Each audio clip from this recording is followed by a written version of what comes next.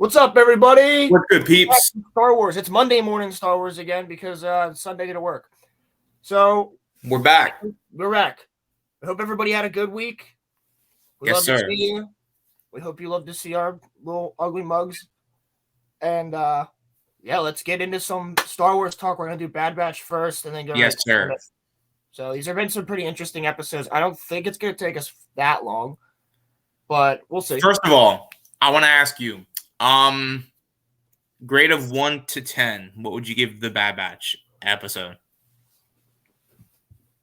I would give the Bad Batch episode for character development, story wise, 7 or 8. Yeah. 8. Yeah. I'd probably set it at an 8. I thought it was a banger. I thought it was a banger. It's hard for I think the this finale might make me up that from 8 last episode. Mm-hmm. If episode from this past week connects fully with it will connect fully with the finale, but if you were to watch episode 13 or 14, 15 and 16 all together, it might feel better. Right. Once the season's over. Yeah. So I might be upping that next time we talk about the finale. Right. Which will be next week. So. Well, actually, finale's tomorrow night. Well, right. Yeah. Morning at 3 a.m. But we'll be talking about it on Sunday, though, is what I mean. But Oh yeah. But I personally, dude, I think that this, episode, kind of like what you said, in terms of like developing, characters and just like the whole like narrative, it was a really and I feel like I gotta keep saying this. Last week's episode wasn't bad, but this week's was like so much higher up. Yeah, how are they gonna? They did like a banger Crosshair episode, and then they did the tsunami, and then they did another banger episode. Right, yeah. So what have we learned from Bad Batch Season 1 and Bad Batch Season 2? The Crosshair episodes are bangers. Because he's the best character on the show? There's not... I wouldn't even say it might be the most interesting character on the show. But, I mean, you give me certain characters popping up. Like, for me, Echo and Rex. Well, I'm like, yeah. Echo and Rex are my boys. Like, every time they're on the screen, no matter what, they're the boys. Same with like Cody. Cody's the boy. I think we grew up with them though too. Well, in fairness, though. Yeah, of course. I mean, growing up with them was that helps. But I think Crosshair is definitely the most interesting character on the show, as well as everything going on in Tantus, like Dr. Hemlock. Yeah, bro. So this guy, Dr. Hemlock, is literally the Warner Von Braun of Star Wars right now. Basically. And if anybody doesn't know who Warner Von Braun is, brush up on World War II history. But no, he was the head Nazi scientist. And fun fact, he actually got us to the moon and was the head of NASA. So, that little bit of interesting history there for you. The Nazis got us to the moon. But Hemlock is exactly like that guy. He's exactly like sadistic like Warner Von Braun was. Oh, he's just a scientist. But, oh, look, he's, like, hanging and doing experiments on children. Like, I would not like, this guy's like that. And he obviously is into biochemistry and bioweapons and things like that, as we saw at the end of that episode, which we'll get into that in a second. I think his character is one of the most interesting characters so far. Is he a brand new character? Was he made only just for the show? He's made only for the show. Because he's interesting as hell. Like, why is his one hand always gloved? Right. One hand has a black glove. The other one is just my hand. Right. And like, you can tell he's so calm and collected, but he was getting mad, dude. You could tell he was getting mad at Nala Se in the one episode. Mm-hmm. And he was getting mad at Crosshair for not answering. And like, yeah, he's pretty sadistic. He does not mind torturing. And his assistant is really interesting to me. I think he's probably like I think I he think reports directly to Tarkin and Palpatine. Well, he reports directly to Tarkin. We saw that. I think that Rampart was like an okay villain, but this, Doctor Bro, oh my god, like he is a crazy villain. Like, I loved to hate Rampart.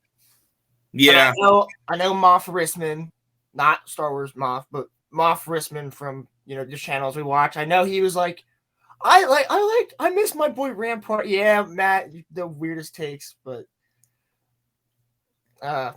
it's my boy. But no, it was I think that his assistant is extremely interesting because I don't know you if said a anybody. couple of weeks ago you think that she's like that, like not that you think, but that it is a possibility that she could be a clone or something of that nature because she sounds like a grown-up Omega, kind of like what you said. Especially when you hear her talk a lot more in this past episode. Yeah. Every time I'm hearing her talk, I'm like, that is Omega's voice actress doing an older Omega. Mm-hmm. Not even maybe an older Omega, but doing an older female clone voice. Yeah. How many people in Star Wars do we know that have a New Zealand accent that aren't clones? Right. Jango and Boba. And Boba's a clone. So, like, Jango. There's the only one with a New Zealand accent in Star Wars is Jango and all of his clones. Mm-hmm. No others. Yep. So when I hear a New Zealand accent, I'm like, that's a clone. Yep. Like that, it clicks. I mean, I think any Star Wars fan who has an ear for that would go, that sounds very much like a clone. And especially now with the way that she was treating Crosshair in this past episode, she kind of set him up to escape from that table. Yeah, I noticed that. She was like, oh, changes restraints. Mm-hmm. Why? So that to give Crosshair a second to get the gun, shoot the troopers, and get out. They had to undo part of the restraints to get the restraints back on. Also, the commando troopers, they look so cool. Like, bro, they are so cool looking. Public commandos are dope. We got to see Scorch again, but where the heck is like Boss 7 Fixer? Where's Delta Squad? Delta Squad, dude. Do you do you think that they're on Tantus?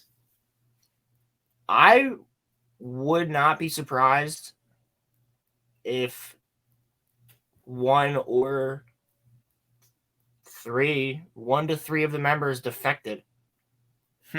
Yeah. And Scorch is the only one who stayed.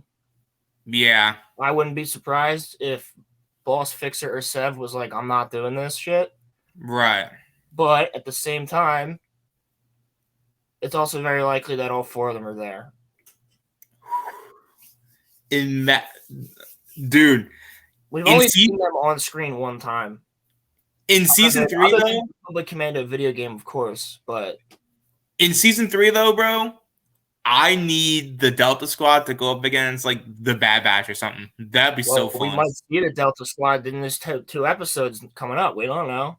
I think we're going to Tantus, bro. I think the Bad Batch is going to go to Tantus. So what we saw in the beginning of this episode, I know we're jumping around it, but what we saw in the beginning of this episode was Hauser and other clones from some planet we don't know what it was being transported like cattle to presumably go to Mount Tantus. They don't know where any of them are going. And then all of a sudden, as the ship's coming up out of the atmosphere, boom, freighter comes in, flies up, docks.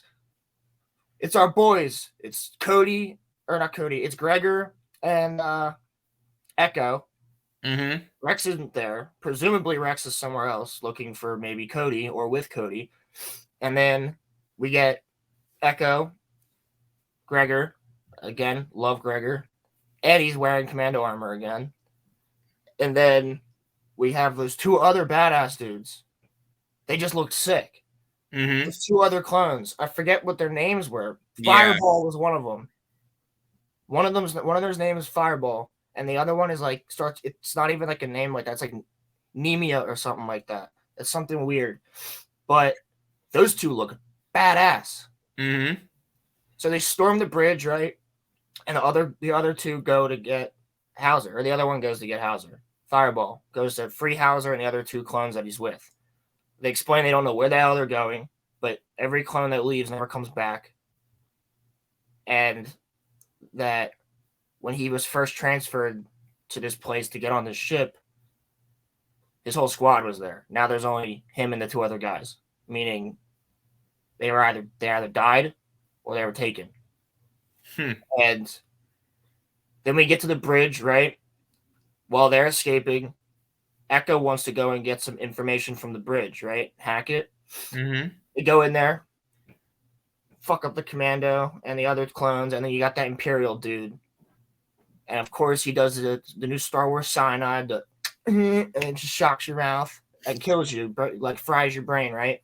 Yeah. Right after deleting the data. So Echo got a little bit of data, and then you see them go back to that Coruscant hangar where they're all hiding out. And Senator Chuchi's there. Mm-hmm. Talking to her about stuff, and they mentioned, I think, is that what Echo? No, that's what Echo doesn't contact the batch yet, does he? I don't think so. I think it's a little bit later. I think it's later in the episode. Oh wait, it's at the end of the episode because he's there. Yeah. So then we go to Crosshair and we get all that Crosshair stuff where he's on Tantus now. He's on the bed. Obviously, all that stuff we just talked about with Hemlock is going on. And then Crosshair, he's drugged, much like Fives was drugged in season 6. Mm-hmm. So now Crosshair is like wonky because he's on a sedative or whatever it is, and he escapes. Right, he doesn't kill the doctor. He kills those two clones. He doesn't kill the doctor's assistant, the girl, the Omega. I'm just gonna call her the clone assistant. Mm-hmm. He doesn't kill her. He just stuns her. We're gonna find out that like she actually is one to watch. Like, but yeah. So then he gets out of the room, and he's killing clone troopers. He's just running through. Yeah, you can tell he's still off because he misses one of the shots. But Carson never misses, of course. Mm-hmm. So he's going through. He ends up killing like 8 clones to get to the control center, and he wants to get a signal out to the Bad Batch and warn them that Hemlock is after Omega. Mm-hmm. So that was a sharp twist in his mind. I feel like ever since episode 1, he always cared about Omega, but he didn't want to act like he did. Just like he never acted like he cares about his brothers, but he does. Yeah.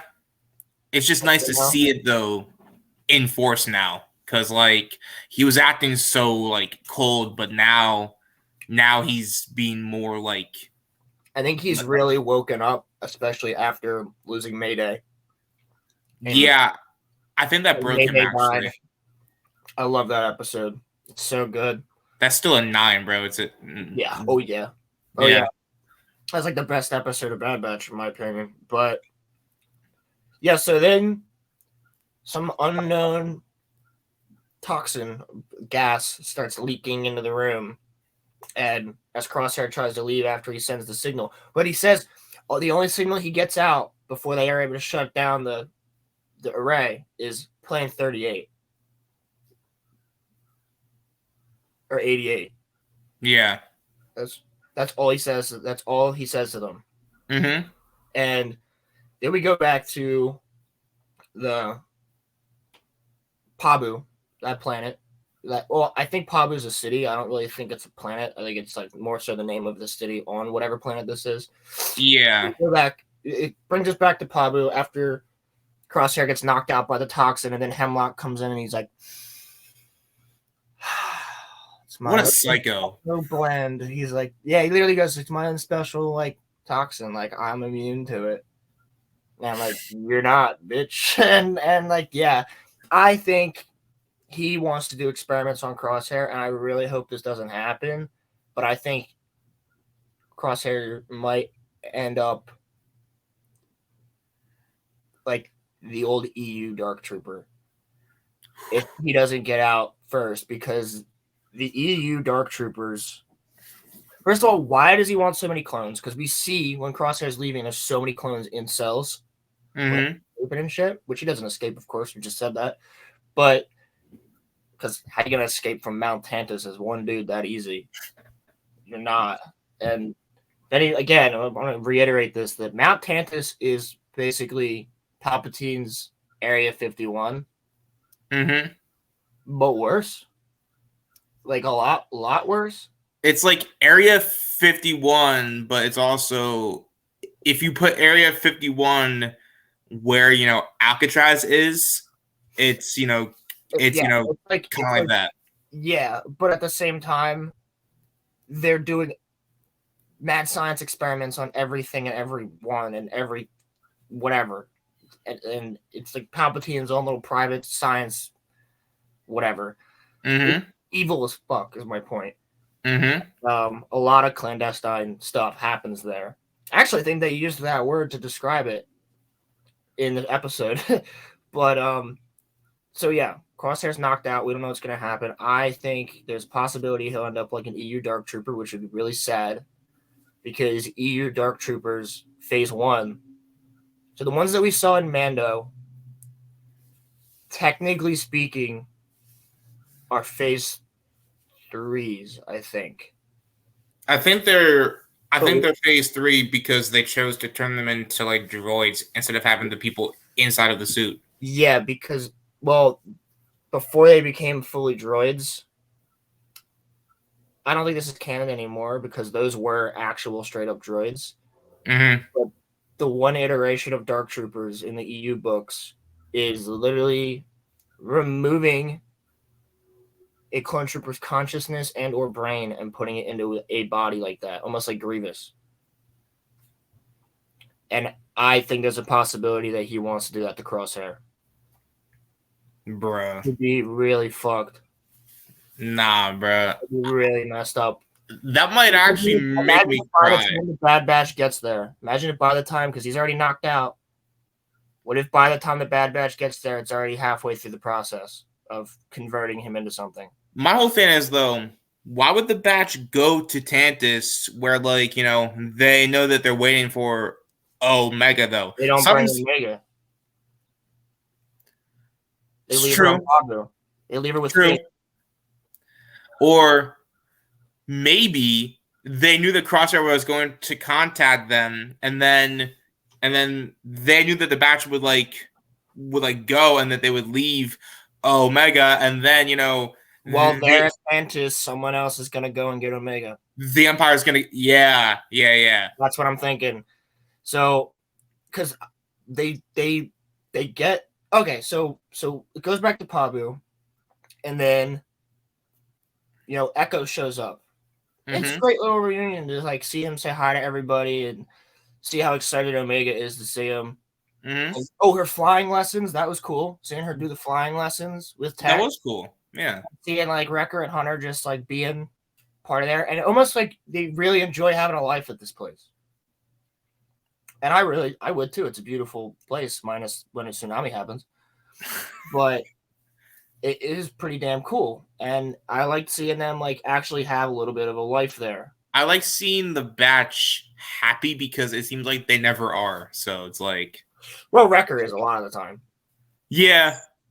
I think Hunter's always just on edge because of his ability. Like, a lot of people forget why he's considered one of the Bad Batch members is because he feels electromagnetic pulses.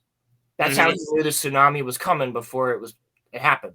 Right. He could feel the shift in the electricity in the planet. Right. Yeah. So he can feel like magnets and electricity waves and stuff like that. Right. So that's why it makes him the best tracker and shit like that. But so I love seeing them actually chilling, having a good time. Echo obviously is like, I'm here to visit. I can't stay. We got more clones to help. Blah, blah, blah, blah. I have information for you. We got to go download it in the ship. Mm-hmm. They go. They download it into the ship, the Marauder. And they only get a little bit of information. But the information that they do, because that Imperial in the beginning of the episode deleted a lot of it before they got it. information they did get was all on Hemlock and what Tantus is. Mm-hmm. So they got information on Hemlock, how he was a Republic scientist and a biochemist, I believe, and things like that. Now, again, Hemlock is a poisonous plant. Mm-hmm. Hemlock was used to poison, was it Socrates or Plato? One of them. I think it was the guy who said that the Earth was round. I forget. People are gonna. I'm gonna get smacked by somebody on Discord later for forgetting it. But so Hemlock's a very poisonous plant. You got this guy working with toxins. Ha ha ha. It's a funny name.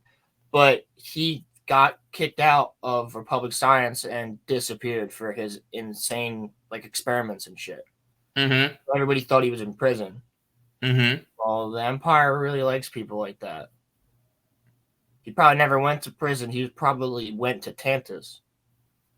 Because Tantus was around during the Clone Wars, obviously, because this is only maybe a year after the Clone Wars have ended. There's no way they built that whole thing in a year and got everything set up. No, Tantus was around way before. Palpatine had everything planned. Yeah, Palpatine had Mount Tantus already, and just the whole Republic didn't know about it. Mm-hmm. And the thing about that is, I think Hemlock is the lead scientist there, and has been the lead scientist there. Right. And then, so you get that, and then they find out about him. They find out just his name and why he was fired and what he's where he's at now. And they find out that on the planet Wayland, there's this mountain called Tantus, mm-hmm. and it's a clandestine operation of Palpatine's design. Mm-hmm.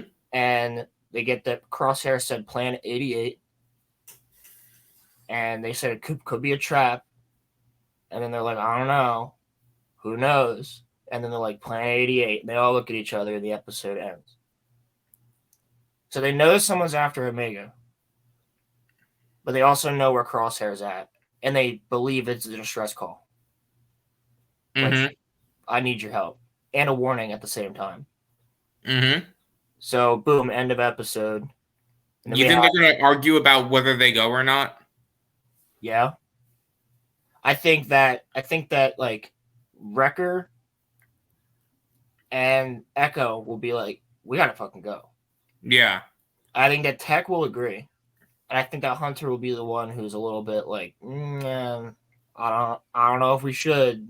Could be a trap, could be really dangerous, could be bad, but they'll cave and they'll do it. Bro, the Batch versus the Commandos is gonna be fire. It's going to be awesome. I think we're ending this season on a cliffhanger as well. You think so? Well, yeah. Last season ended on pretty much a cliffhanger in a way. Basically, yeah. With Crosshair just standing on the platform after Camino was destroyed.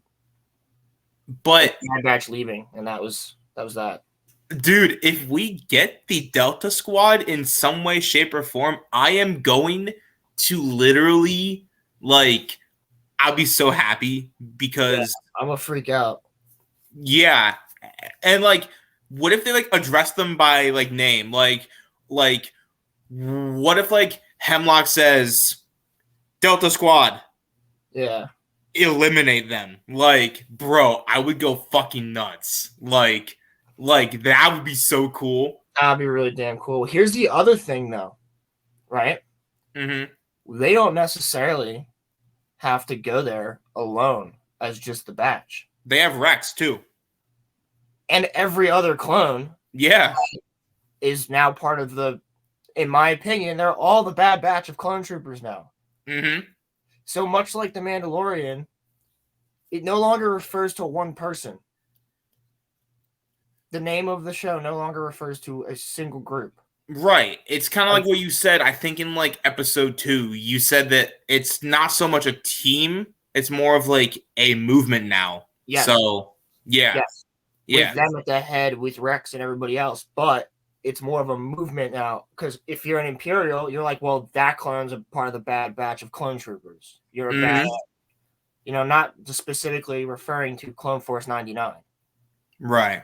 Yeah. Because the Empire refers to them as Clone Force 99, not the Bad Batch. Right. Yeah. They only refer to themselves as the Bad Batch. Mm-hmm. Because when they introduced themselves in Season 7 of Clone Wars, Mm-hmm. Clone Force 99, but you can call us the Bad Batch. I love that episode. So, yeah, I'm kind of annoyed they got rid of the nose art that was on the ship. You remember that? Yeah, vaguely. Yeah. So in the animatic for that before, like, see, when they were supposed to be like, remember the whole movement of bring back Clone Wars, finish Clone Wars Season 7, finish it? Mm-hmm. That, like, before that, it's because everybody saw that there was shit being worked on that Disney shelved, and we were like, no, give us the Mandalorian Wars, give us the Battle of Sindari, like, give us all this stuff that you had filmed. Mm-hmm. And so they gave the Bad Batch, but in the animatic, there's nose art on the ship of, like, sexy ass Padme. They're like, oh yeah, we watch her on the Hollow sometimes. She's our favorite senator. And Anakin's sitting there like, I want to kill you. Like, I Yeah. want to smack you. Like, it's funny. It's a funny little weird scene, but the nose art of Padme looking good. But yeah, so I don't necessarily think, especially now that they know that there's a lot of other clones to be freed at Mount Tantus, Mm-hmm. I don't necessarily think that it's all up to the Bad Batch that we like Clone Force 99 now. Mm-hmm. I think that if Echo, Rex, and all them find out, they could form some sort of actual assault. So you think we're getting I think it's going to happen? Not necessarily. It could also be that the batch goes by themselves, they get in, and prison break time. They free all the clones. Maybe they even free Nala Se. So do you think that we get the clone civil war this season or next season? Next season. We might see the start. We've already seen the start of it. Yeah. In a way. I think that's what the show is building to, though. Yeah, it's building to one massive Clone Trooper Civil War. They don't have enough episodes left in this season to do an all-out Civil War like battle. Yeah. And I don't think that this massive battle will necessarily take place in one place. I don't know. It could be multiple attacks in different parts of the galaxy. It'd be cool if it happened on Tantus, though. Well, they can't do it on Kamino anymore like they did in the Legends, because Kamino's been completely decimated. And they didn't like the Battlefront 2 game, yeah. Yeah, so they can't do that. So where else would they do it? Probably Tantus, I would think. But you have to get all the clones there, and then also break the clones from the inside out, and then have them two-prong attack, one from the inside out, one from the outside in. Right. And that's how they would have to do it. Now, I don't think we're getting that like this season. We could. We totally could. I don't know how long these next two episodes are. We totally could get like a really crazy clone rebellion, but I think what's more likely is that we get more Crosshair shit, or we could be completely wrong. They don't go to Tantus in these last two episodes, and some other crazy shit happens that we're not even thinking about. Imagine that, like, something completely out of the blue happens. Well, I never expected them to completely destroy Kamino. Yeah. Like, that broke my heart. Also never, yeah, dude. What broke my heart, I said it before, is that scene where it's just somber music when you see the Star Destroyers pull up overhead and the Bad Batch are like escaping from inside the building with Crosshair on their back, and then it just goes every single room that you would have known from Clone Wars and Attack of the Clones in the movie. Like, you see the mess hall, you see the training area, you see the barracks, you see all the like the study areas, you see all the science equipment, but it's empty. No Kaminoans, no clone troopers, no droids, no nothing. And it's just really like, it's sad to see like because to me, Kamino is like a character on its own. Star Wars planets are also, they have a character of their own. Like when a certain planet, like when I was watching The Force Awakens, and they blew up Hosnian Prime with the Starkiller base, they never said Hosnian Prime. Right. So I'm sitting there like, that better not have been fucking Coruscant. Like Mm-hmm. I was like sad and pissed at the same time. Like that better not have been Coruscant. And then I remember after the movie, everyone's like, that better not have been Coruscant. And Disney was like, it was Hosnian Prime. Hosnian Prime wasn't Coruscant. Okay. And everyone's like, you're damn right it wasn't Coruscant. Like, you know what though? It probably was, but then they just like made that planet up just so that people. I think they mentioned briefly Hosnian system, but that means nothing to us. Like, I don't know. Maybe the solar system that Coruscant is in is called the Hosnian system. I don't fucking know. So that's why I was like, better not be. I was annoyed. I was really annoyed. And at the same time, it's a blink and you'll miss it line. It's like, where's it even said anyway? I'm pretty sure he just says target the Hosnian system. Oh. But it's like you're in the movies, you're paying attention to the screen. You're looking at Snoke for the first time. You're looking at Kylo for the first. You're not paying attention to target Hosnian system. Right. They're all still talking and doing stuff. You know what I mean? Right. Like, yeah. You're too busy thinking about other shit. You're gonna miss that line. So, yeah, I think that character is very important for a planet to have as well. Because there might be multiple city planets. Like there's Nar Shaddaa and there's Coruscant. Vastly different, even though they're both city planets. Vastly different. Yeah. Nar Shaddaa is the moon of Nal Hutta, the Hutt homeworld. Nar Shaddaa has, it's just like towering towers all over the place, catwalks and like rope bridges and stuff. Like you play it in you go there in the Force Unleashed game, the first one. And it's really damn cool. It's a fun planet, and it's like just a crime planet. Like the whole planet is syndicates. It's sick. But that's what I'm saying. Every planet has character. Like there's Ilum and then there's Hoth. Both snow planets, both vastly different. Mm-hmm. While they're still snow planets, they're very different planets. So I think that the clone civil war is probably going to span planets because I think that because it can't just take place on like one battle, like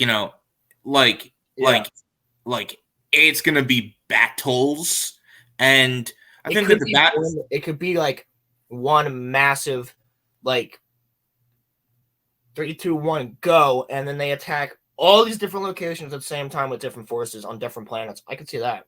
Yeah, like I could see that, and then have like one massive battle be taking place somewhere. But which then there's all these other little battles happening at the same time. I think that's where the Bad Batch will be, and I think that's where Rex will be, and I think we still need to get a couple more characters from Rebels. We still need to get Wolf, yeah, and we need to see what happens with Cody. I think Cody dies at some point. Prediction time. I think he's gonna die in the clone civil war. Prediction time. The clone civil war does not work out. Well, I mean, yeah, of course not. It don't work unless. Here's the other thing. Here's what could work. We could go the Legends route, where all the clones who defected become Mandalorians. Yo. All the clones who defected and started this massive battle go back to Mandalore, because that's now what would be really cool. Is if we got Cal Skirata in the show at some point. Yeah, that would be cool. Do you know who Cal Skirata is? I've heard Commando books. Yeah, I've heard that name, but not recently. All right, so he was the only other Mandalorian on Kamino. Mm-hmm. He's friends with Jango, and Jango wanted him specifically to train commandos and ARC troopers. Mm-hmm. and oversee the training of commanders and ARC troopers. So he trained Delta Squad, Omega Squad, and a lot of the ARCs. And what happened is when the Clone Civil War happened, and a lot of the commandos and a lot of the ARC troopers and other clone troopers were defecting and they were getting killed by their own men, and all this other stuff was happening. Cal Skirado was like, "Everybody come to Mandalore. You all have Mandalorian blood because you're all Right. part of Django. So you're all Mandalorians to us. Come to Mandalore." And they all became Mandalorians. Now, it would probably happen differently. I Yeah. still would love to see Cal Skirado become canon because he's badass and he's a really good dude. Like, he's a good person, but he's freaking badass. I think that And he's almost like the uncle to the clone troopers. You know what I mean? Like, yeah. I think that Omega's going to turn into a Mandalorian. oh yeah, I think Omega's gonna have the white armor that was like that we see in like they've referenced it in Sid's shop. You see like the white helmet and stuff like that. So yeah, I Yes. think there's a possibility that she shows up at some point with like almost like Boba's prototype armor from like if you look all the way back in the 70s, Boba's prototype armor looks like Boba Fett, but it's all white. Mm-hmm. He was supposed to be a super commando of the Empire, and there was supposed to be a lot of him. Like, a lot of those suits were supposed to be made for Empire Strikes Back, but it was so freaking expensive to make the one suit that George was like, just paint it whatever colors you want. He's a bounty hunter now. So it was supposed to be like a whole army of dudes in white Mandalorian armor. That is awesome, though. And so I have a feeling that they might give her the white armor. She'll have her bow. She'll probably have some other weapon. That'd be cool. Yeah. But that would be when she's older, like way older. And we know she ages slower than everybody else. And they have Grogu who ages slower than everybody else because they're setting up their characters that they can have for a while down the road. And I just have a feeling that when this Civil War type thing happens, if the clones do somehow end up on Mandalore, because we know that Rex is friends with Bo-Katan as well. Mm-hmm. Bo-Katan has no love for the Empire. So maybe he contacts her. That's where the clones end up eventually, is Mandalore. Mm-hmm. With all the Mandalorians. They assimilate into there. All start wearing armor, so it doesn't really matter how many clones are there and whatnot, right? Mm-hmm. They assimilate on the Mandalore. And then what does Moff Gideon talk about in season 1 of Mandalorian? The Night of 1,000 Tears. When the Empire shows up on Mandalore and just decimates the planet, and there's a massive battle. Mm-hmm. Imagine. Which could tie into Mando. That could tie into Mando. Speaking of, so we could get these massive battles across and Tantus and stuff like that, but then have maybe the final finale of the Bad Batch show could be the Night of 1,000 Tears. I think that now is the that's getting real woo-woo speculation, but I think now though is the perfect time to get into the most recent episode of The Mandalorian, because I think, dare to say, for one scene alone. Now, listen, the show itself was fire, but that one scene, for me, I give it a 9 just for that one scene, because I love seeing it and I thought it was really cool. And yeah, I really liked it. But I also see why so many people are like, get to the point. Yeah. Because we're now, first of all, I'd give the episode a 9 for that one scene, but I also see why there's a lot of people going, well, that's like nostalgia bait. It was. 100% was fan service and nostalgia bait. But I'm just happy that even happened, though. Me too.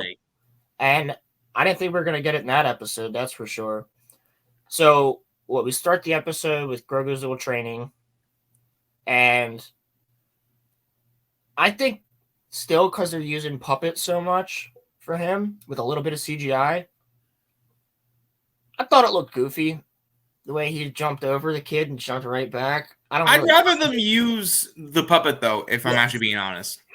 I don't mind it because there's only so much you could do, and like I'm like, it's cool, right? And he like puts that little asshole in his place, and then the kid's like, I'm gonna go kick rocks, and he just goes by the water, and eagle hawk thing, lizard bird comes down and snatches him, flies off. And they're like, don't shoot it. Grogu was talking more now too. Yeah, they're like, don't shoot it, it'll kill the kid. So then the Mandos are like, and like, oh no, wait. So then here's the thing, don't shoot it, it'll kill the kid, says Vizsla, right? And then they're like, oh, okay, cool. Go into their ship. No, wait, they fly. They instantly start flying after it, right? Mm-hmm. They run out of fuel, and then you see Bo-Katan fly past, and she follows it. And then they go back and they start talking about how they're going to save the kid now that they know where it's at, right? Well, here's the thing. Why are you still living there? Why? Like, literally, Why are you still living on this planet? And they literally said, like, it'll kill the kid. This has happened before.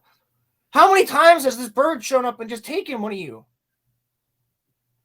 How many times has that happened? That oh, it'll kill the kid. This happened already. How many times has this happened already? And they're, like, totally cool with it. And then, like, they figure out their plan of where it is. They're going to go in Bo's ship, and then she's the leader of the war party and whatever. Meanwhile, Grogu is with the armorer. And she's like, come, little Grogu. And, like, brings him in. She starts forging him something. And as we know, that's the forge of PTSD. Because every time someone's sitting there watching it forge something for them, they get a flashback. So that's the PTSD forge. Literally every single time the armor is being made in that, it's like, it zooms in on someone's face and they get a flashback. Shall we tell the people what was in that flashback? Yes. So one thing I'm disappointed about is who didn't come through that door. Anakin. I know. Everybody wanted it, dude. We all know everybody wanted that to be Anakin coming through that door in Grogu's flashback. But I gotta tell you, Ahmed Best deserved it though. Well, here's the thing. I'm glad. It's the other thing. If Anakin did come through that door with all the troopers, those 4 Jedi would have stood even less of a chance of getting Grogu out of there. Mm-hmm. Because Anakin would have just been like, boom, boom, boom, and just been already there, killed him. Like, that's why I see why they didn't do it. Because they would have had to dumb down Anakin at that point, and he definitely would have just murked all of them. Mm-hmm. Like they wouldn't have even had a chance to get Grogu into the elevator. Right. And when they do, they say, get him to Kelleran. I didn't say Siri. So get him to Kelleran. So they have to get him there, down in the elevator. She gets shot in the elevator, whoever she is.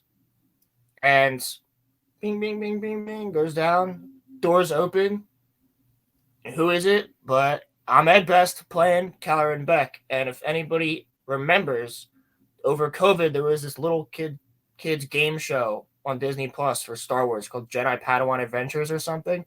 And he was the host, but it was supposed to take place in the Jedi temples and stuff. So he was like their Jedi master training them.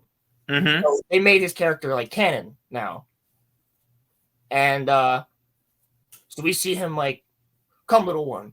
You know, and he pulls out his green lightsaber and he picks up the blue lightsaber from the dead Jedi. And I think the choreography here was a little bit iffy. But again, really cool to see Ahmed Best come back into Star Wars with a really cool role.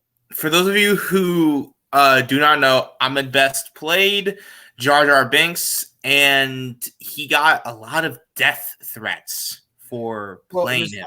He's actually said before that it was more so the racism of the media and things like that more than the fans. He's like, yeah, I got death threats and there was a lot of people that were crappy, but it was more so the media and the racism of the media that's his words.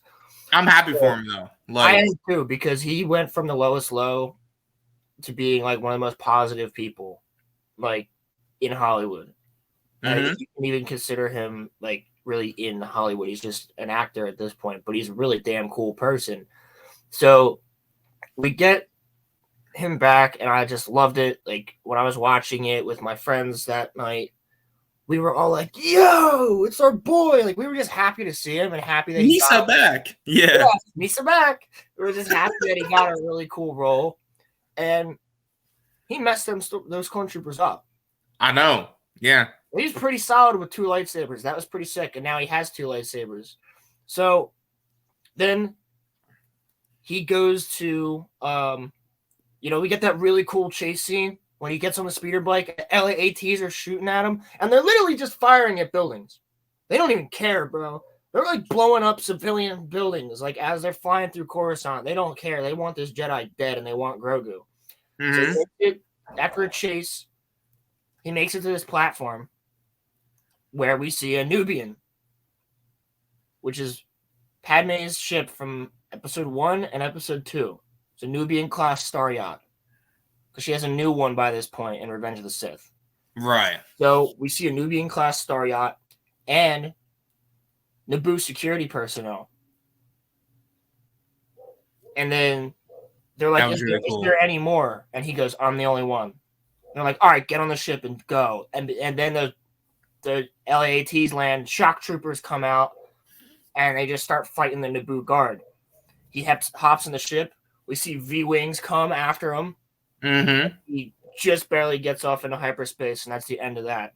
So before we move on to the rest of the episode, I do want to bring up a cool point that I made recently. You gonna share it?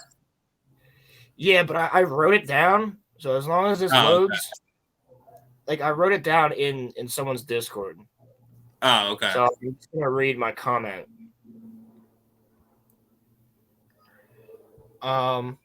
Yeah. So I know some people have mentioned this, but I think Kelleran is friends with Jar Jar. Really? Not only because it would be cool because Ahmed plays both characters. Yeah.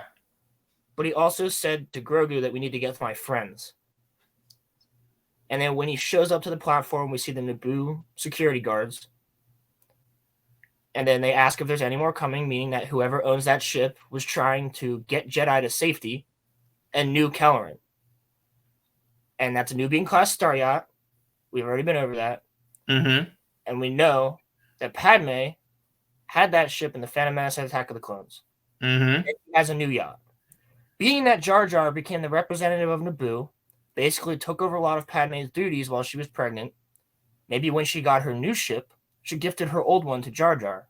Not only because they're friends, but only royalty or those of high status have Nubian yachts like that. We also know that Queen Epilana, who helped hide a lot of... She's the new Queen of Naboo during Revenge of the Sith, helped hide Force sensitives after the Clone Wars. As well as the fact that Jedi are good friends of Naboo, much like the Wookiees. It would make sense that Jar Jar isn't on the platform. He needs to stay on Coruscant so nobody gets suspicious. But you think he's going to show up? Hold on. He himself was friends of many Jedi, and I don't think he'd believe the Jedi would actually betray the Republic. Plus, we also know he blames himself for putting up the bill to keep Palpatine in office that ended up in the destruction of the Jedi Order. So my thinking is that he sent his guard and yacht to get as many out as he could, or contacted Kelleran and gave him the escape location. The reason I don't think Queen Epilana sent the ship is because she wouldn't have had time while the temple was being sacked. The Nubian would have already had to be on Coruscant. Now, that doesn't mean that Jar Jar didn't contact her, but I really do think that Jar Jar sent this ship. Plus, it'd be a really awesome thing for Jar Jar to have done. Bring Jar Jar back in a really cool role. And obviously, I'd love to see him. And I just think it makes perfect sense. I think it has to be him who sent it. Because it has to be his ship, dude. I think it's literally his ship. Do you think that we're gonna get a payoff? I think that we might. But I think that Jar Jar literally was like, my security team and my ship, go. Get as many out as you can. Mm-hmm. You know, but at this point, he's very much more mature in Revenge of the Sith. He's been in office as a representative since before the Clone Wars. Mm-hmm. So it just, over 6 or 7 years at least, he's been a representative. So I have a feeling that he was like, I just go, just help him. And I think he would have had to have been friends with at least Kelleran or a couple other Jedi because they knew he was coming. Dude, they expected him. Why would the Naboo be helping him? Be helping the Jedi? It wasn't Padme who sent him. She's busy crying, looking at the temple. She's, right. Mm-hmm. She's standing on her balcony, and Anakin shows up and hugs her, and then he's like, "The Jedi betrayed the Republic. I'm gonna go and end this war on Mustafar." And she's like, "Okay." Like, so she didn't know what was going on. Right. It wasn't Bail, because Bail was there. Bail went to the temple. Right. It wasn't Bail Organa, because that's how he found out that the Jedi were being murdered. Because he pulls up and that kid comes out after the clone troopers, Jet Tsukasa or whatever his name is. All the clones are like, "Sorry, sir, it's time for you to leave." Mm-hmm. And the kid comes out and then he gets gunned down, and that's when Bail realizes, like, "Oh shit, this is bad." So it's like, it couldn't have been him. It couldn't have been like any other senator we know except for him, except for Jar Jar. He's right. the only one that we know of with a Nubian who would have a Nubian and would be able to tell Naboo Royal Security to be there. Right. Yeah. It's Jar Jar. It's my headcanon until proven otherwise. Jar Jar sent that ship. And that part gives the episode a 9, but everything else was still pretty solid though. Solid, but there were some things that didn't make any sense. Like, they're like, "Oh, we can't fly our jetpacks up there because it'll hear us. We're gonna camp for the night though." Like, they wait a whole rotation and a half before actually saving the kid. He's been in this thing's freaking gullet for over 24 hours. Mm-hmm. So, where's your sense of urgency? Yeah. You get up there and the kid's already been eaten. Like, how do you know that it's just going to sit there with him? Right. Yeah. Like, that writing choice to me makes zero sense. And I see why people are like, what is that? Like, are they dumb? Like, it doesn't make any sense. And I totally see where they're coming from with that. Because to me, as a writer myself, it doesn't make any sense. And I think that is just an oversight. They just thought no one's gonna pay attention to this because they wanted to have a scene of all of them eating dinner and how the Mandos eat dinner. Mm-hmm. And how they eat around each other. And they wanted to give Bo-Katan that you're allowed to stay by the fire because you're the party leader. Yeah. And they got that honor. You have the honor of staying by the fire. Right. And they all go off in different locations and eat, right? And the next morning happens. They're like, we got to climb up there. So, like, again, no sense of urgency, really. So, they grapple up. They start climbing. Paz Vizsla's fat ass is climbing up there, too. And they finally get up to the top. They're like, we got some heat signature. The bird's not here. And then they're like, wait, don't go yet. And he goes, it's my son. I'm thinking to myself, you waited a whole day and a half with your son in the belly of a beast, quite literally. And now you're telling us it's your kid? Yeah. Like, again, right? Like, the writing choice. Like, I loved that Ahmed Best shit, but I also am like, the rest of the episode was kind of mid. Now, I think the beginning of it was definitely like, eh. I loved seeing Grogu get the little piece of armor. I think he's gonna have like some almost Viking-esque armor eventually, with his silver cauldron chest piece and stuff. But I wouldn't say mid. I would say the writing choices were poor, and they just wanted something fun. Besides the Ahmed Best stuff, I think the episode's okay. Like, right, if that was it, and they didn't have the Ahmed Best shit, I might give the episode like a 6 or a 7. Yeah, like 6.5 or a 7. But so they get up there, and the little babies come out, right? And he's like, oh, he falls over, he's swinging his knife, and he pulls like the leaves up on him or the sticks so that the big bird doesn't see him. And it lands, it cuffs the kid up, and then Paz like gets out and like it drops the kid, he flies right into its freaking mouth. Like, and just starts like hitting it with fire, stabbing it inside its mouth or something. And so he's halfway in its mouth, and it picks the kid up again and starts flying. He's swinging her, like he's in it, like shooting fire in its eye and all this other shit. And the other Mandos take off to follow it. That was a really cool sequence. I really like that sequence of seeing them all fly after it, wrapping stuff around it, shooting it, like Bo-Katan trying to get to the kid. Paz Vizsla falls out of its mouth and gets hurt on a rock. And then Bo-Katan gets whipped and she loses a pauldron and she starts falling. That was a fun sequence. I had a lot of fun with that. Yeah. And she, obviously saves herself before she hits the water. And then they wrap something around its wing so it can't fly and starts falling, and the kid falls out of its grip.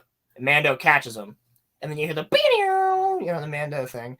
And it catches him. And the bird falls in the water.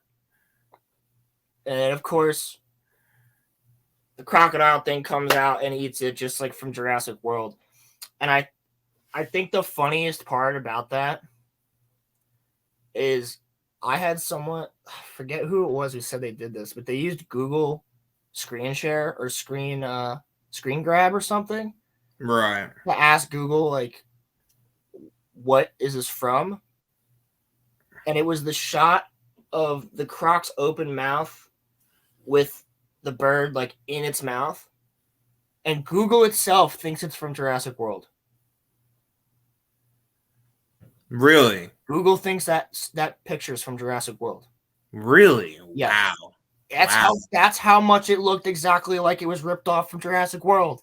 Huh. Google's like, no, that's Jurassic World, dude. I don't know what you're talking about. It's funny. It's like kind of funny to me. But then, like, they save the kid. They go back to the covert. They're like, good shit, Bo-Katan and Mando and everybody. You saved the kid. You've done a great service to the clan.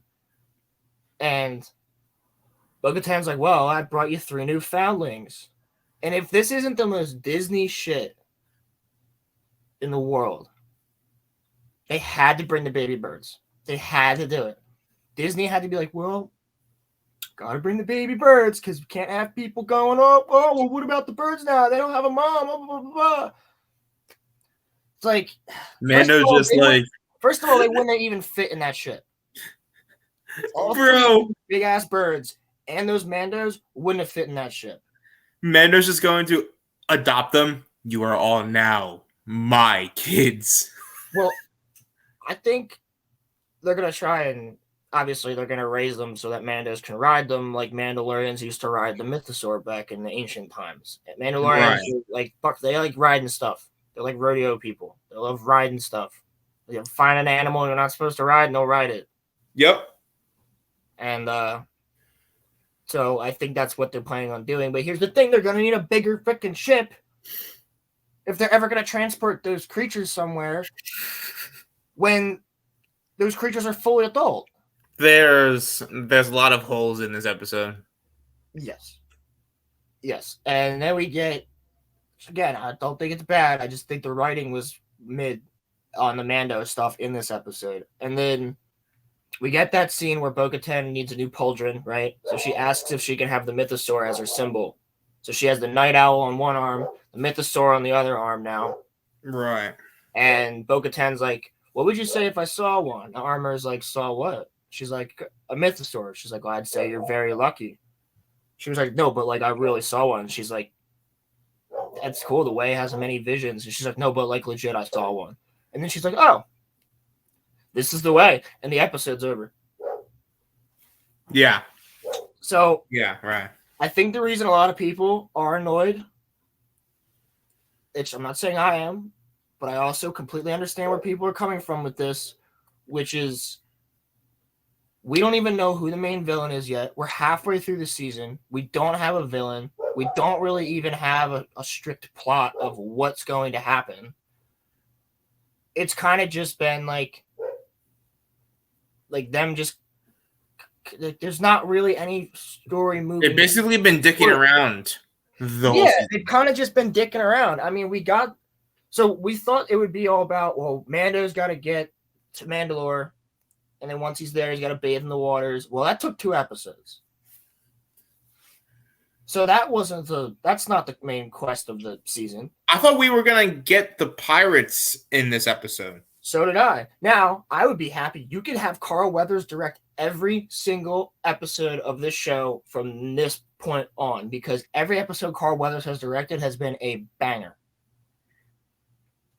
And the directing style, like this episode, I'm not talking about story, I'm talking about the directing style of this episode was on point. Mm-hmm. Banger. Mm-hmm. So I'm totally cool with Carl Weathers directing all that stuff. But next episode better be the freaking pirates. Because we got to get that done and over with. To get to Gideon. Yeah. Because there's only 4 episodes left. So if next week's not the pirates, I don't know, dude. Like, people are already starting to... I'm not. But people are already starting to drop off the show. And it got hurt absolutely by the ratings of Boba Fett and Kenobi. And the fact that not a lot of people watched Andor, even though they definitely should. Because Andor slaps. I recommend everyone, if you're here, because if you're here, you're obviously Star Wars fan, or If you might... Yes, if you're here, you've probably already watched it. But yeah. But if you haven't, Andor was a very solid show, so I would go watch it. Yeah. I definitely would watch Andor. It's freaking amazing, especially since we're going to get a season 2. So yeah. But, like, overall, though, I do actually agree with you. I feel like it's, like, it's not mid. It's just kind of, it's, like, a little bit above. It's, like, like. Yeah, it's, like, it's not a. I just want to know what we're doing here. Like, where are we going? Where are the We can't have both now either. We either get one, like, we get one banger bad batch, and then we get like an okay Mando, or we get a banger Mando and then like an okay bad batch.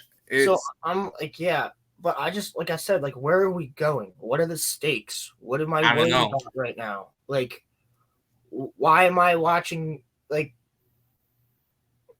I know See, how are they gonna do it all in 4 episodes, dude? Because we gotta get the pirates, we gotta deal with that shit, which better be next episode. And then what? We got 3 episodes left. I'm assuming we're gonna see the Mythosaur again. I would think that Gideon's going to show up too soon. Somebody has to. Somebody, like I said last week, somebody launched those TIE fighters. Somebody had to have launched those TIE fighters. Exactly. That destroyed Kalevala. Well, not destroyed Kalevala, but destroyed her castle on Kalevala. So there has to be there's some Imperial presence somewhere. And they talk about it, and I don't think we would have gotten that whole Pershing episode if that wasn't going to pay off. And where's that payoff? Mm-hmm. So at this point, just I will not judge the season until it's over. Yeah. Just like last season of Mando, which I know we weren't doing this show at the time, but I wish that we were, but I yeah. wish that we were too. That we could have reacted to the Luke thing and whoo, that would have been fun. But I mean, yeah, I know I'll be staying up tomorrow night to watch Mando and Bad Batch. I don't know what we're doing first. I hope that we see you guys on Sunday, and we are happy to report that not only did the Bad Batch end on like a really really good note, but that we get a banger Mando too. Yes, I need a banger Mando. That to you guys, because we're always honest here. Yeah. If I love something, I'm gonna tell you I love it. If I don't, I'm gonna tell you I don't. But I'm gonna give you reasons for both. I think being honest is best, because if you say I like everything or you say I don't like everything, then you kind of sound like you're just droning stuff. Or you're a shill. Yeah. No, if you listen, there is people who like everything Star Wars. Yeah. And that's okay. Yeah, it's fine. There's somebody out there who equally loves the Phantom Menace and the Rise of Skywalker. We know one. Yeah. And that's totally cool. Shout out to Santa. Oh, Santa doesn't like the Phantom Menace. Santa doesn't like the prequels. I love Santa, but I gotta talk to him about that. I was in his Santa's not a big prequel fan. I was in his stream Wednesday. He, gave me like, a shout out. He is such a cool he's a dude. beautiful human. He's a beautiful human being. One of the most wholesome people on the internet. He's so jolly, and like I just feel good watching him, bro.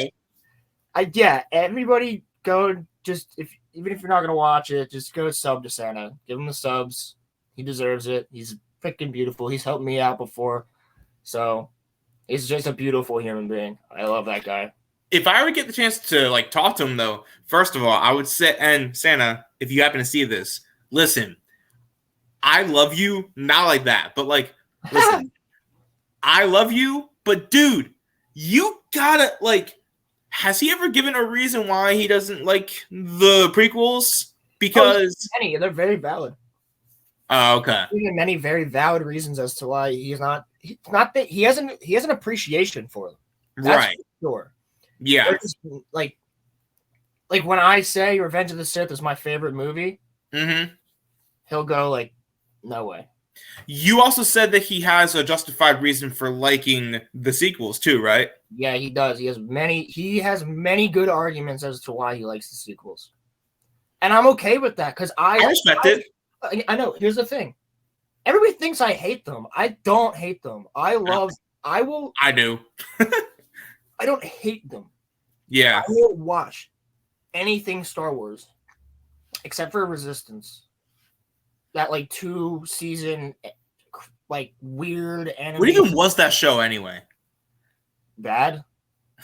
Like, come on, Filoni. That was not your best work at all. Like, I couldn't even get past the first episode. And it was just so annoying. And was that Dave? Yeah. No.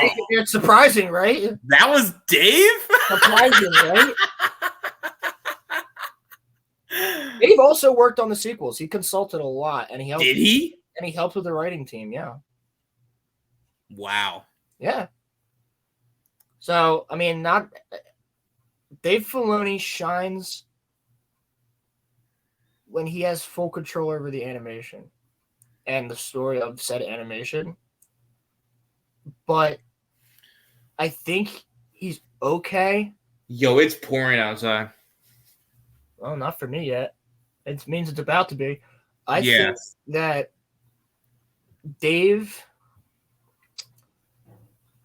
while he shines in Clone Wars, you have to admit there's a lot of episodes of Clone Wars, maybe even full arcs sometimes, that are mid at best. Like season 1 of Clone Wars if you're not like a kid and you're looking at it as an adult with an analytical mind, or like Mhm. as a big Star Wars fan and you're watching Clone Wars for the first time, season 1 might throw you off. I know a lot of people who are like, I couldn't make it through season 1, and I'm like, okay, you just got to get through season 1 of Clone Wars, and once you hit 2, it starts to go up, and then from 3 to 7, it's bangers. It goes from like mid. Actually, Like, it goes from like the last episode of Clone Wars season 1, boom. the show's just god tier after that. Like Cad Bane showing up for the first time and taking over the Senate. The one thing I love about Clone Wars season 1 is it was on at 9:30 at night, so it was a lot darker. Season 1 and 2 were a lot darker than when Disney ended up buying Star Wars. They put it on at like 9-10 o'clock in the morning on a Saturday. It was on Cartoon Network, bro. Yeah. Well, yeah, it used to be right before Adult Swim, though. It was the last show before Adult Swim on Friday nights. It's because you'd be getting ads for like Adult Swim shows during the Clone Wars sometimes. It would be Batman, the Brave and the Bold, and then the Clone Wars. And I think that it's hard for some people to get into Clone Wars because of that reason, but you have to admit, there is mid episodes of Clone Wars and there's mid episodes of Rebels. While overall, I think they're both 9 out of 10 shows. Like, I love them both. I think everybody can agree that there's a lot of episodes that you're just slogging through.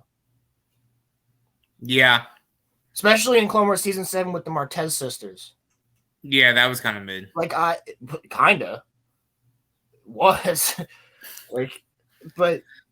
And they're annoying. And Filoni's good at making great characters, and he's really good at making annoying-ass characters. Mm-hmm. And I think the proof of how good he is in live action will be proven with Ahsoka. The Ahsoka show, because that's all him. And I've said this many times, especially after Kenobi. I've said this many times. Wait, is John not working on that show at all? It's all Dave. Ooh. It's his, because Ahsoka is his baby, dude. Right. That's his project. Because he created her. He works everything that she is involved in Star Wars, whether it's books or TV or whatever. He's involved. Right. No one is allowed to touch her but him. Pause. I'm sure he would love to. I'm sure he would love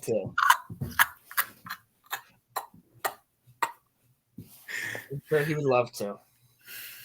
But, and I don't blame him. I'm sure he would love to. When she's an adult, Dave. When she's an adult. But, no. I think that, I've said it many times, that will make or break Star Wars. Seriously. If that show is not a banger, it's going to be worse than Kenobi. Because here's the thing. Kenobi was a massive, whether you like the show or not, a massive failure for Disney. Mm-hmm. Now, we loved it because we love Ewan, we love Hayden, but I think everybody can agree we didn't need as much Reva in the show. I have nothing against Moses Ingram, but the show should have been, we've talked about this so many times, the show should have been centered around Kenobi and Vader, not around a young Leia. They don't need to see a young Luke. I don't need to see Reva. Like, I don't need any of that. You could have had 2 side stories that, like, intertwined about Vader and Kenobi, like a yin and a yang story. That would have been sick. Didn't get that. Well, a lot of people, whether you're a massive Star Wars fan or you're a normie Star Wars fan, a lot of people still didn't like Kenobi. And that lost a lot of money for Disney, which is why it was a failure. Now, it doesn't have a lot of, it didn't even get as much views as Book of Boba Fett did. And that's like, whoa. Because after the first episode of Kenobi, which had the highest views on Disney Plus, I believe. It just like dropped off, yeah. Dropped off. So the proof is in the pudding here, because Mandalorian's premiere had lower numbers than season 1 and 2's premiere for season 3. Mm-hmm. Andor, when it premiered in September, didn't have a lot of viewers either. That's because of Boba Fett and Kenobi. Because when you get a Boba Fett show, you expect Boba Fett to be bounty hunting or killing or being a badass, not ruling with respect, not getting 2 episodes of Mando in this Book of Boba Fett season. People wanted Boba Fett to be a badass. Well, when people weren't getting that, people dropped off the show. Same thing with Kenobi. People dropped off the show. Now you've had 2 shows in a row, Boba and Kenobi, that people are dropping off on. So you're not losing a ton, but you're losing some here that aren't coming back. And then some are like, well, I'll stay for Kenobi at least. Kenobi's got to be good. Well, some people left after Kenobi. So now you're dwindling. With each show, you're losing more Star Wars fans because you're not being true to what it should be, and you're not putting your heart and soul into it, which you should be. And keep in mind, there's Dave and there's John, massive Star Wars fans, know what they're doing for the most part. Well, that's kind of arguable now with the writing of this season, John, of The Mandalorian. What's going on here? Because obviously Dave knows what he's doing. Look at Bad Batch. Look at the episodes Dave directed. They're bangers. Mm-hmm. He gave us live action Ahsoka, and he gave us live action Cad Bane. And he helps work on the story. But it's John's show for the most part. So, come on, John. You gotta. I'm starting to wonder what you're doing here with this season. But like I said, not many people watched Andor. You should. Not many did. Again, proof is in the pudding. It's there. It's just that's just how it is. Whether it's a good show or not, a lot of people didn't care enough to come back and watch it because of Boba and Kenobi. Well, so you've had another drop off. Now we're seeing this proof with Mando. People are watching Bad Batch. Not as much as they were, but people are watching Bad Batch. So you're losing numbers with each show in a way. And if Ahsoka doesn't slap, that's going to piss off. It might be even bigger than the sequel trilogy. Because EU fans like Ahsoka, for the most part, a lot of them. Clone Wars fans love her. Animated show fans love her. Prequel fans love her. Mm-hmm. OT fans love her. And sequel fans love her. The entire fan base of Star Wars, save for some people, love Ahsoka. If this show gets screwed up, you're pissing off everyone. Everyone. And that's going to be a loss.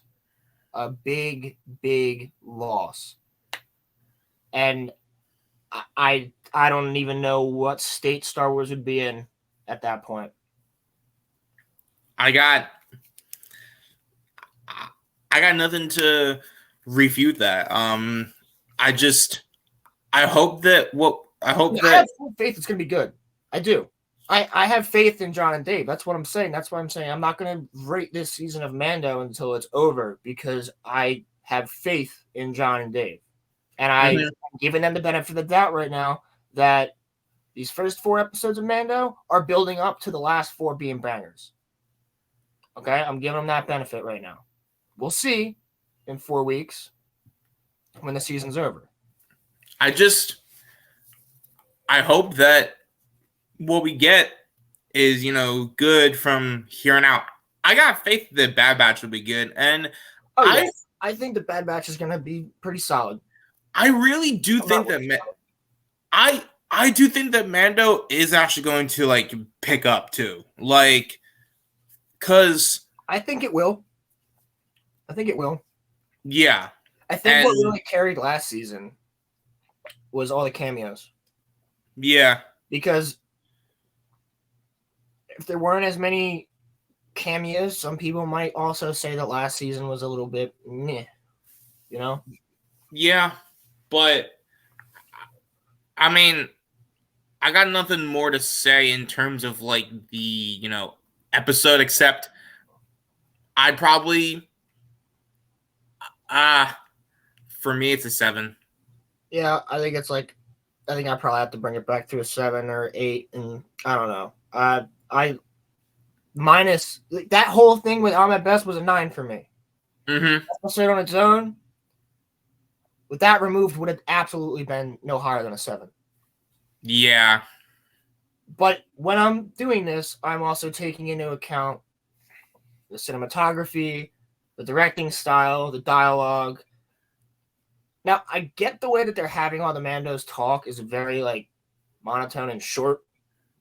They're very cult-like in the Watch. So the Watch is very cult-like. So that makes sense to me that they would be like barely speaking and like there's not a lot of lines, and when they do talk, they're just like saying little random things. But I did like seeing. I like seeing the Mandos do stuff, and I like getting more character development for them, like the Armor and like Paz Vizsla. Mm-hmm. And I like seeing Bo become part of them, like more. Even though I still think she's planning on going back to Mandalore and getting that mythosaur and riding it. I think we have a lot to. I'm trying to keep a positive mindset. I think we have a lot. I think we have a lot to look forward to, and I'm excited for all of these shows. Of course, and I hope that when we talk to you guys on Sunday, and it will be on Sunday. I hope that when we talk to you guys on Sunday, that we can say bangers. I hope that we can talk to you about how awesome the finale of Bad Batch was, and how awesome Mando was. And don't get us wrong, we're like on the edge of our seats. We're like giddy as fuck every week. We can't wait to do this. We love talking Star Wars. We love waiting for these episodes every week and just speculating in between and having this fun. We love everything Star Wars for the most part because it's Star Wars. Like, they could come out with another Star Wars movie that sucks, but you're going to still have me here reviewing it, and I'm going to tell you what I hated about it and what I loved about it. Mm-hmm. Or they're going to come out with one that's great, and I'm still going to tell you what I loved about it and what I hated about it, because that's what Star Wars fans are. We're never happy. We're never satiated. There's always going to be something somewhere. And for it to be, like, obviously, everybody loved the Luke Skywalker thing. But I can't even say everybody, because there's some people that were so jaded because of the sequel trilogy and what they did to Luke that scene had no emotional effect on them. I've seen people who've said that, who go, it's good. I liked it. I liked what it did for the fandom. I loved seeing everybody get so happy, but it didn't move me. Right. I've seen people say that. And again, we can't forget the fact that a lot of people just aren't coming back to Star Wars because of Gina. There's a lot of people that when she got fired, they went, well, that's a big middle finger to the fans and to her. So I'm not coming back to Star Wars. I don't care what comes out. I've seen people say that. I've seen people go, I'm not even going to review it. I'm not even going to give it a watch. I'm not even going to do it for the principle of what they did. I've heard someone literally say, I will not come back and watch anything Star Wars. I'll listen to people talk about it, but I will not watch Star Wars unless Disney comes out with a public apology to Gina Carano and offers her job back. I've heard multiple people say that. And I can't blame them for their opinion. I don't think that's going to happen until KK's gone. Yeah. The other thing we're going to have to talk about. So these Star Wars Sundays might continue after Mando, because there'll be hopefully a lot to speculate about from Star Wars Celebration this month. And also Survivor. That, and we're also going to be talking about Ahsoka as well. Well, yeah, speculation for Ahsoka and things like that. We'll keep the Star Wars show going. We'll always come up with something fun to do for Sunday Star Wars or Monday Star Wars or whenever day Star Wars we do it. But there's going to be a Star Wars episode that is not on our normal day. Yes, there will always be a Star Wars show, whether or not it's, whether or not we have a show to review or not. Right. We'll some cool topics to talk about. We'll get some guests on or something. We'll find some cool things. Maybe we'll pull out some old comics, or I'll do some trivia or something. We'll figure it out. Yeah, but so I got nothing more to really say on either one of the episodes. So I'm just gonna say that y'all know where to find me. I I've said it a million times. Yep. And just thank y'all for watching. And now I call the people that follow me the Fellowship, because y'all are the Fellowship. So Fellowship of fans, buddy. So I thank you guys, the Fellowship, for continuing to watch or to listen. We can't do this without you, Nope. and we do this for you guys. So yeah, we love doing it, but it's really for you guys at the end of the day, and you make us happy. Hopefully, we make you happy. If we don't, thanks for watching anyway. Appreciate you for staying this long. Even if you give a dislike, you're still interacting. So thanks for the interactions, everybody. Yes. And we just try to keep it fun. Like I said, we're going to try and get some more people on here, either for the Star Wars show or the podcast itself coming up in the future. Right. I've got some couple people that I'm trying to get lined up that could be a lot of fun. And whether it's Star Wars or not. And we got some other stuff in the pipeline we're trying to work out, trying to figure some stuff out. I mean, again, you guys know where to find me. You can hit me up on Twitter, DM me, you can find me anywhere. I'm Rolo Lord on Twitter, though, so because I ain't changing that. But you can find me there, Instagram, here, YouTube, anywhere. You'll see me on John Graber's show pretty much every Friday night. Last week was crazy. John Graber, the space jockey. Shout out to him. Go check us out. It's a lot of fun. He drops the StreamYards link in chat, so we just have a blast there. And then you guys could join just like we're talking right now. And it always gets wild. So, yeah, shout out to all my friends as usual. X-Wing. Shout out to John because he actually subbed to my channel. Yeah, John Graber is a sweetheart. Shout out to John. Shout out to him. Shout out to everybody, and thank you guys for watching. And we'll see you guys on Wednesday. Peace out.